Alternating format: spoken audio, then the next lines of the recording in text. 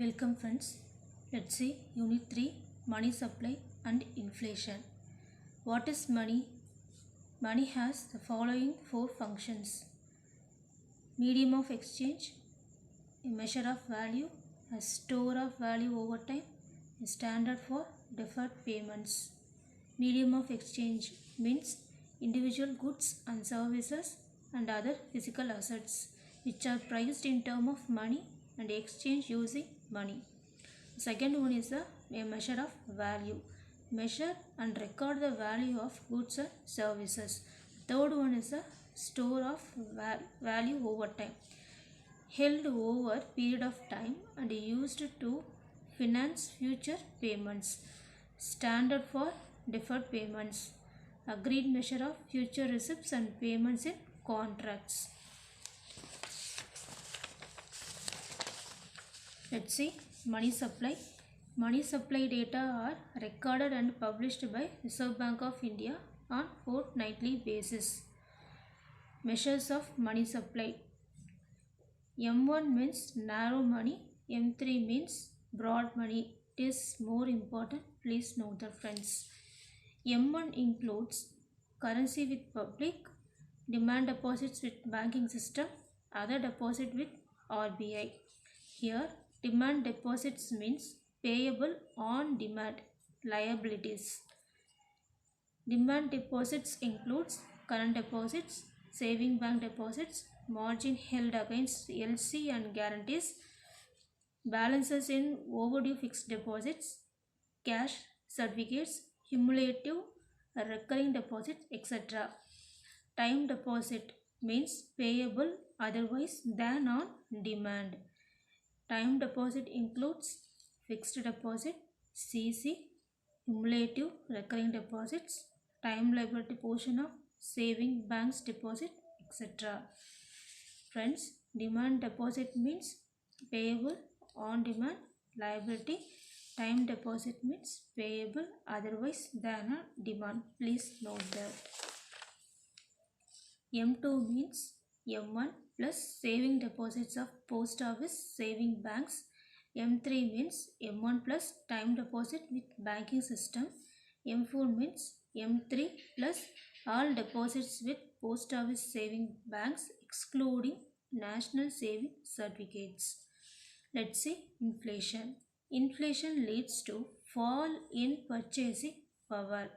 That means when the price level rises, each unit of currency buy fewer goods and services. Inflation is also erosion in the purchasing power of money. Let's see the cause of inflation. Demand pull inflation and cost push inflation. Let's see demand pull inflation. A rise in general price, increasing quantity of money. This leads to aggregate demand for goods and services. These are come under demand pull inflation. Next, cost push inflation. This means substantial increase in the cost of production when no where no suitable alternative is available. Cost push inflation means substantial increase in the cost of production where no suitable alternative is available. Let's see measure of inflation. Inflation denotes a rise in general level of prices measured by a price index. Price index is a weighted average of prices of selected basket of goods and services related to their prices in some designated base year. Calculating inflation with price indices. The formula is price index in the current year minus price index in base year divided by price index in base year into 100. Most important price indices are wholesale price index, Consumer Price Index, GDP deflator. Wholesale Price Index, WPI. This price index is not for consumer, not for retail level. The whole price reflects the change in the level of price of a basket of goods at the wholesale level only. The index number of the wholesale price in India are announced by Ministry of Commerce and Industry on monthly basis.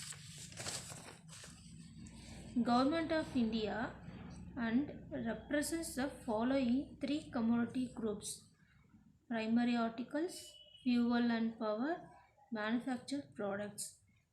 RBI has adopted the new consumer price index as the key measure of inflation.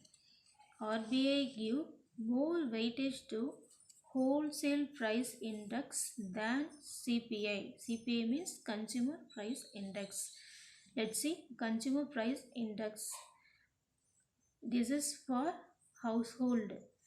It measures the price at retail level, more relevant for consumers.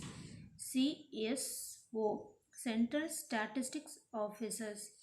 Central Statistics Office release information on the CPI on monthly basis. CFPI means Consumer Food Price Index. Core inflation is calculated by removing from the price index the effect of volatile food and energy components.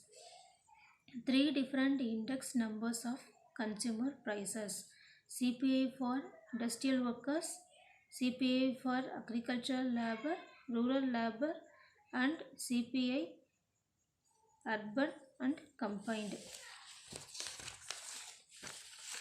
Let's see GDP deflator. GDP deflator is a measure of the level of price of all new domestically produced final goods and services in the economy. GDP deflator is not based on the fixed basket of goods and services. Thank you, friends.